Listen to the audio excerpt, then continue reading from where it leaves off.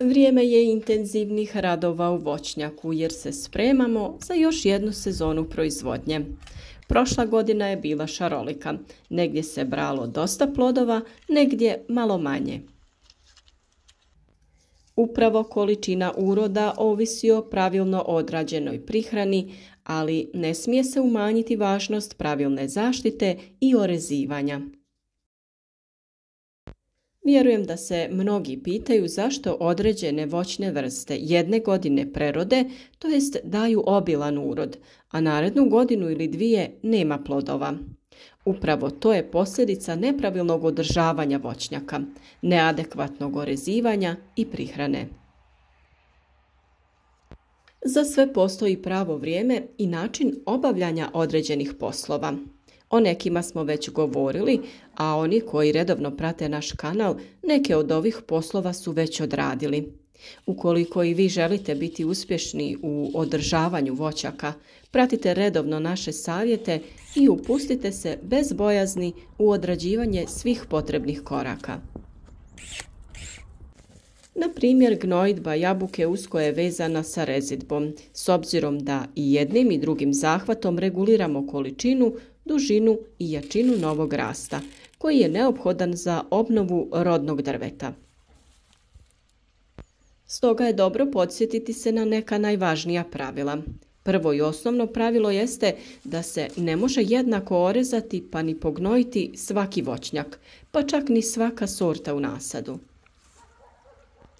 Prvi korak u ozbiljnijoj proizvodnji bi bila analiza tla, kako bi tačno znali koliko hranjiva je potrebno u pojedinom voćnjaku. To najčešće ovisi o količini ubranih plodova u prethodnoj sezoni i naravno intenzitetu rasta voćaka, te koliko je ona hranjiva iz tla iskoristila. A kako pravilno uzeti tlon za analizu, pogledajte u videu na našem kanalu. Voćnjaci se prihranjuju najčešće u 3 navrata. Jesenski dio gnojidbe, proljetni te dopunska prihrana dušičnim gnojivima nakon cvjetanja. Kod određivanja vrste i količine prihrane treba se držati sljedećih pravila. Jesenski dio NPK prihrane je dio gnojidbe u kojem vraćamo tokom vegetacije iznesene količine hranjiva, to jest dušika, fosfora, kalija, magnezija i sl. Količine određujemo u odnosu na proteklu vegetaciju. Ako je godina bila vrlo rodna, dajemo veće količine. Ako je bila nerodna, smanjujemo količinu. A u slučaju bujnih, a nerodnih stabala, u potpunosti izostavljamo ovu gnojidbu. Proljetni dio NPK prihrane u omjeru 15-15-15 je dio gnojidbe kojim nakon rezidbe i uočavanja proizvodnog potencijala, to jest broja rodnih pupova za tekuću godinu, korigiramo prema potrebi količinu hranjiva. Ako slijedi rodna godina, dajemo veće količine, a ukoliko smo procijenili da će biti slabija ili nerodna godina, utoliko smanjujemo ili izostavljamo gnojidbu. Dušična prihrana kan gnojivima je dopunska prihrana i prvenstveno ovisi o stanju bujnosti nasada ili sorte. Količinu prihrane dušičnim gnojivima određuje najčešće se prema dužini jednogodišnjih grana i vodopija u protekloj godini. Optimalna dužina jednogodišnje grane je od 20 do 40 cm. Ova dušična gnojiva dodajemo nakon cvjetanja kako bi bila dostupna u fenofazi rasta mladica, diobi stanica plodova i rastu staničnih stjenki. Svako produženo djelovanje dušika i rast vrhova mladica po završetku mjeseca juna je nepoželjno. Oko voćaka je dobro ukloniti korove te prekopati zemlju. Tada se može dodati stajnjak, kompost i druga prirodna hranjiva. Mi smo oko voćaka dodali i pepeo nastao izgaranjem drveta koji je odličan izvor fosfora i kalija. Sve o njegovim dobrobitima i načinu upotrebe imate u videu na našem kanalu. Ali taj prostor oko voćke opet nije preporučljivo ostaviti nezaštićen. nego se može dodati umjetni ili prirodni malč.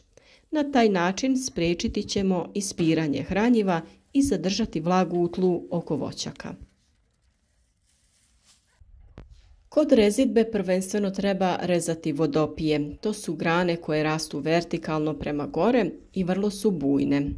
One uzimaju puno energije i hrane voćki, a ne daju plodove, pa ih treba obavezno skidati.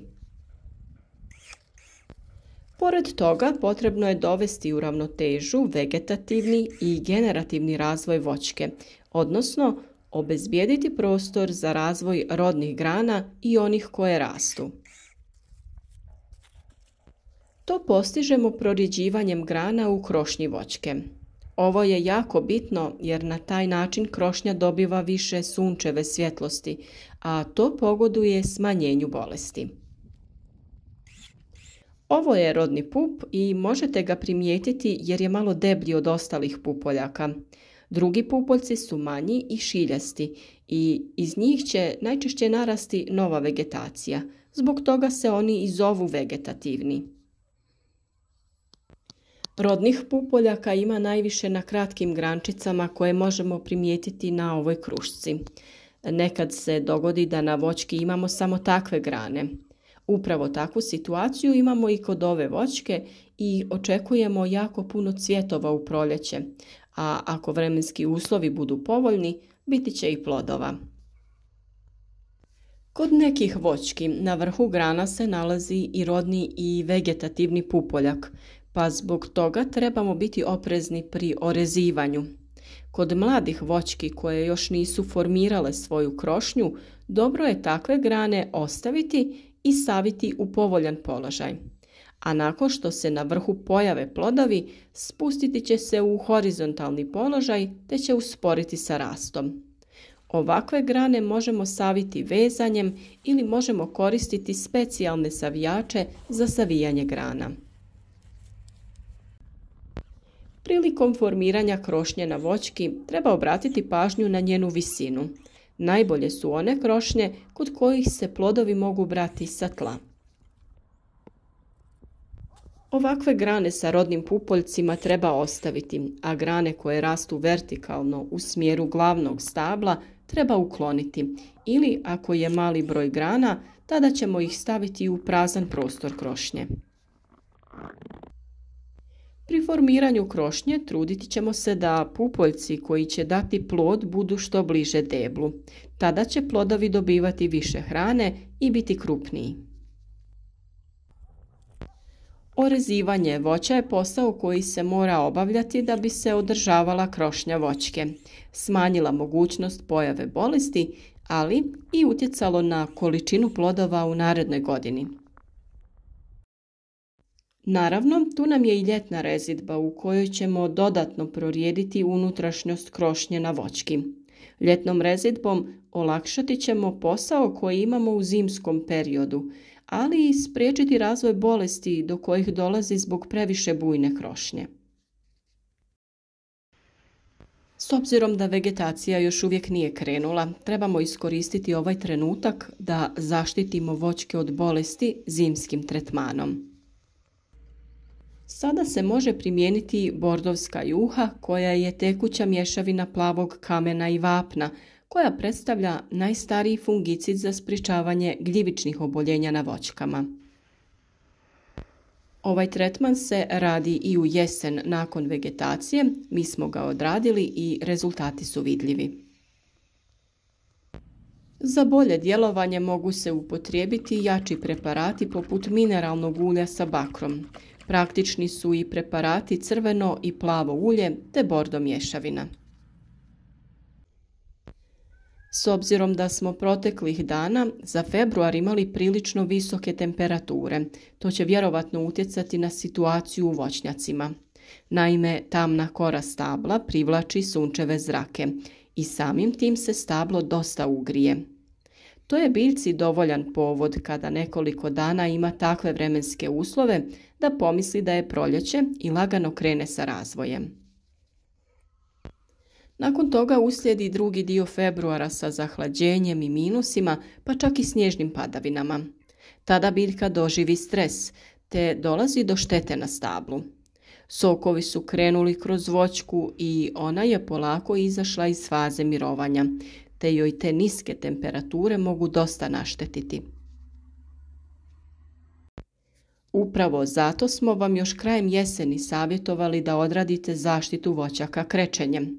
Taj postupak će spriječiti zagrijavanje kore stabla, te ih ove iznadprosječne temperature neće zbuniti.